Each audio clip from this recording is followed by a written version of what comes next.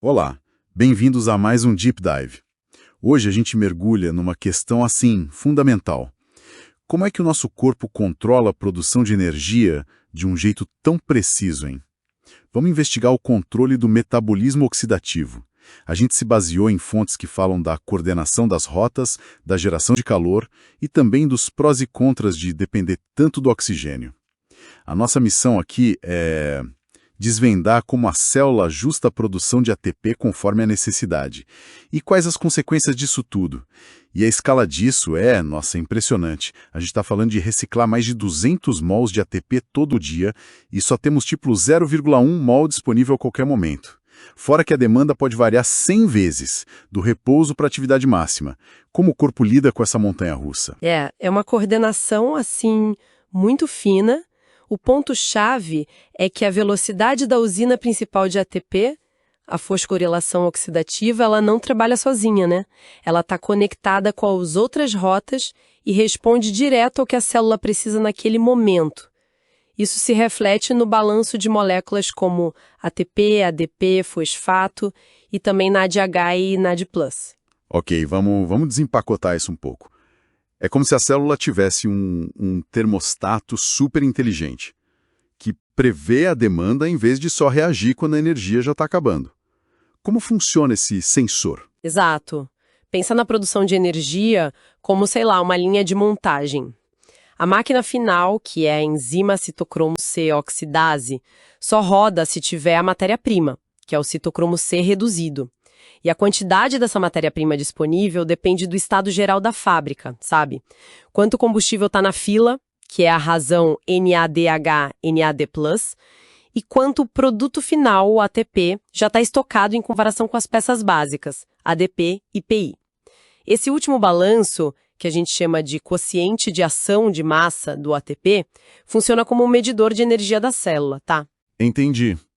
Então, se tem muito ATP guardado, o medidor está cheio. A fábrica diminui o ritmo. Mas se o ATP começa a ser usado, o medidor baixa e pisa fundo no acelerador. Precisamente. E tem mais. Tem um mecanismo de segurança importante, uma proteína chamada IF1. Ela basicamente puxa o freio de mão da máquina de fazer ATP, a ATP sintase, se faltar oxigênio e o ambiente ficar muito ácido. Isso evita que ela comece a gastar o ATP que ainda resta. É uma proteção. Nossa, que sistema! Essa regulação final é fascinante. Mas e a conexão com o começo de tudo? Tipo, a quebra da glicose, essas coisas. Como essa conversa lá no fim da linha chega lá no início? A coordenação é total. Os mesmos sinais nível de ATP, ADP, NADH que controlam o finalzinho também regulam pontos-chave lá no começo e no meio do caminho. Pensa na enzima PFK na glicólise, ou na piruvato desidrogenase, que liga a glicólise com o ciclo seguinte. Por exemplo, se o ATP está alto, lá no ciclo do ácido cítrico acumula uma molécula, o citrato. E esse citrato vai lá atrás e avisa a PFK. Opa, segura a onda aí na glicose. Já temos energia, diminui a entrada de combustível. É tudo interligado mesmo. Sim. E tem também o ciclo de Handel, que é um exemplo ótimo de como a célula é esperta. Se tem muita gordura disponível, ela prioriza queimar gordura e poupa a glicose. É uma gestão de recursos. Certo, certo. E agora, uma parte que eu acho muito interessante. O foco principal é fazer ATP, claro. Mas esse maquinário todo pode ser usado para outra coisa. Para gerar calor, por exemplo. Aí entra o tal tecido adiposo marrom, né? Isso, exatamente. O tecido adiposo marrom é super especializado nisso. É muito importante para bebês recém-nascidos e para animais que hibernam. Ele é lotado de mitocôndrias e tem uma proteína especial, a UCP1, sigla para proteína desacopladora, ou termogenina. O que ela faz? Ela cria um atalho para os prótons lá na mitocôndria. Em vez deles passarem pela ATP sintase para gerar ATP, eles passam por ela. Isso. Eles passam pela UCP1 e a energia que estava armazenada naquele gradiente de prótons é liberada direto como calor. Que incrível! Quer dizer, a evolução pegou a máquina de fazer energia e deu um jeito de desperdiçar de propósito só para gerar calor quando precisa. Como é que isso é ligado? Geralmente por hormônios, tipo a norepinefrina, quando o corpo sente frio. Isso dispara uma cascata de reações dentro da célula que acaba liberando ácidos graxos. E são esses ácidos graxos que ligam a UCP1. Interessante, né? Existem outras UCPs, A2 e A3, em outros tecidos. E tem muita pesquisa tentando ver se elas influenciam o nosso metabolismo, tipo, se deixam ele mais rápido ou lento, e se tem a ver com obesidade. Então, esse sistema todo com oxigênio é super eficiente para ATP, mas tem um custo, né? Um lado B. Qual seria? Tem dois custos principais, eu diria. Primeiro, a nossa enorme dependência do oxigênio. Qualquer interrupção no fornecimento, como num infarto, num AVC, é desastroso. A produção de ATP para quase que instantaneamente. Aí as bombas que mantêm o equilíbrio da célula falham, a célula começa a inchar, pode até romper. Por isso que medem enzimas do coração no sangue depois do infarto. Elas vazam. Exato. O pH dentro da célula também cai muito, fica ácido e a célula morre bem rápido. É um ponto fraco nosso.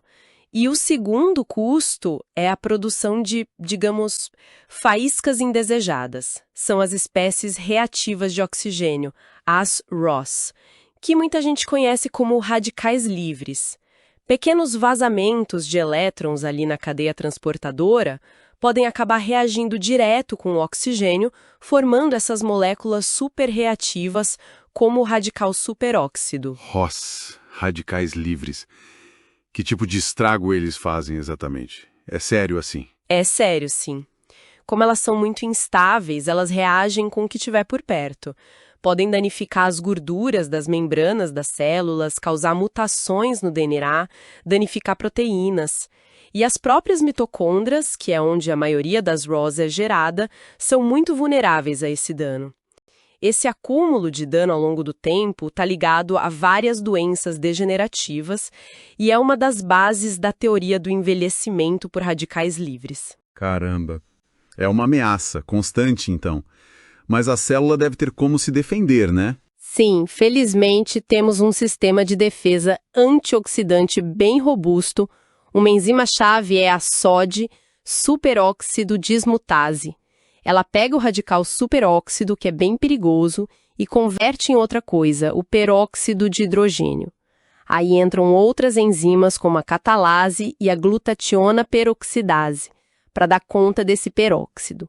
A glutationa peroxidase, aliás, usa uma molécula chamada glutationa e, em alguns casos, precisa de selênio para funcionar direitinho. E os antioxidantes da comida, tipo vitamina C, vitamina E, ajudam nisso? As fontes que a gente viu mencionam sim, claro, esses antioxidantes da dieta que vêm muito de vegetais, mas elas também pontuam que a comprovação científica de que suplementar com eles realmente protege a gente de forma significativa, bom, isso ainda é meio debatido na ciência. Entendi.